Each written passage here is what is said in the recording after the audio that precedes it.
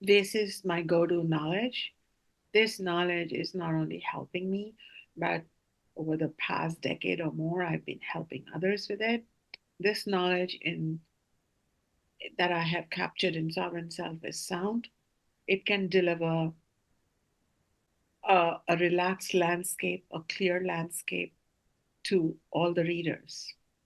This is not just theoretical, it's not a theoretical powwow of Sanskrit words and Vedic knowledge that's old and ancient to give an effect. It truly is um, a living knowledge. And finally, the spiritual vasana, if I would read the Yoga Sutras or any such text, and you see this version of a yogini who's just sitting on a stark rock, maybe meditating, and I realize that these are suggestions, and my rock is going to be my living room couch, and I'm going to meditate, and I'm still going to have 100% authentic experience, and I'm not going to compromise with authenticity to even pretend to be something that I'm not, you know. And so began my journey into true spirituality. And I think, I must bring in Ishvara here because our human avatar, the avatar of the divine light as a human being, there is a gorgeous divine light, a divine self known as Ishvara, which cannot be compared to the gods of anthropomorphic religions. This Ishvara is not a person, it's not a thing. It's a supreme concept of a universal being composed mainly of consciousness, which can be anything. It's magical. And so when you start waking up to yourself as a seeker, there is, you know it, yourself knows it, and the universal self knows it. And that's why if you've tried it, if you're sincere and you start falling asleep on the wheel, that certain circumstances will orchestrate in your life. A book will come fall on your head to wake you up. You'll listen to the podcast of someone that shifts your perspective. Something will happen. And this we say is the orchestration by Ishvara. Because the Ishvara, the universal self, and your higher self, the sovereign self, is one. And so the collective self is is also an entity in Advaita Vedanta, which we worship as God, but this God is not wearing clothes, and it's the divine universal self. Bypassing happens when we become only this or that. We do not have to be only believing in oneness and letting that direct our behavior. I think oneness has to direct our consciousness, but our behavior moment to moment has to be adaptive yet authentic because it has to answer to that oneness one day, right? And so it has to be both at the same time. And this prevents bypassing. That we have to work for peace, but at the same time, we have to be willing to stand up to meet force with force. And, this is not my teaching. This is the teaching of the entire tradition. This is the teaching that Krishna gave to Arjuna in the Bhagavad Gita.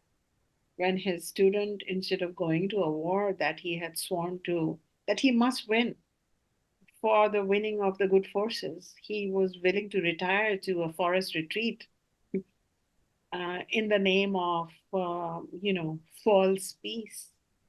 But Krishna reminded him that you have to fight this battle for peace.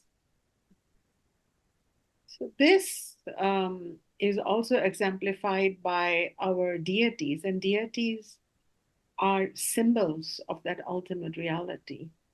These are not actual human gods born from genitals of humans, but these are abstract gods. And we see, for example, with all the gods and goddesses, which are symbols of Ishvara, they may be holding on to a lotus or a mala, but they're also holding on to weapons in the background because the gods are always showing peacefulness and radiating it, and yet this is not this artificial peace. It's a very real portrayal of what Krishna has said, that to abuse another is loss of dharma, but to take abuse is also loss of dharma. And so I am very much living the ideal of my tradition. And then we had we've had a century or so of teachers coming out of India teaching extreme peace, extreme passivity. And I do not agree with it. I think it's a package. And I think it has weakened people. We have to be powerful, powerful in a dharmic way. So our power is only a friend to the whole world. But our power should protect ourselves and give a very clear message to those who are lost, those who are unconscious, those who are semi conscious people on earth, because the earth invites all kinds of beings to check, to go through their story, that don't mess with us. And we should have the power to protect the weak ones, the dependees.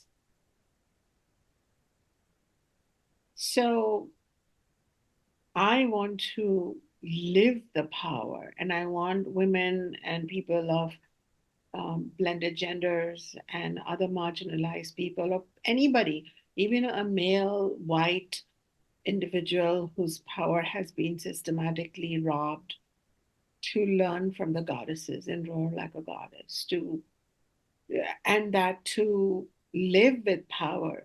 A little tiny daisy plant has to live with her power intact. I'm sure that tiny daisy to show up in the wild has to fight many battles to show up. So battle is concomitant with life, but it should be dharmic for us humans.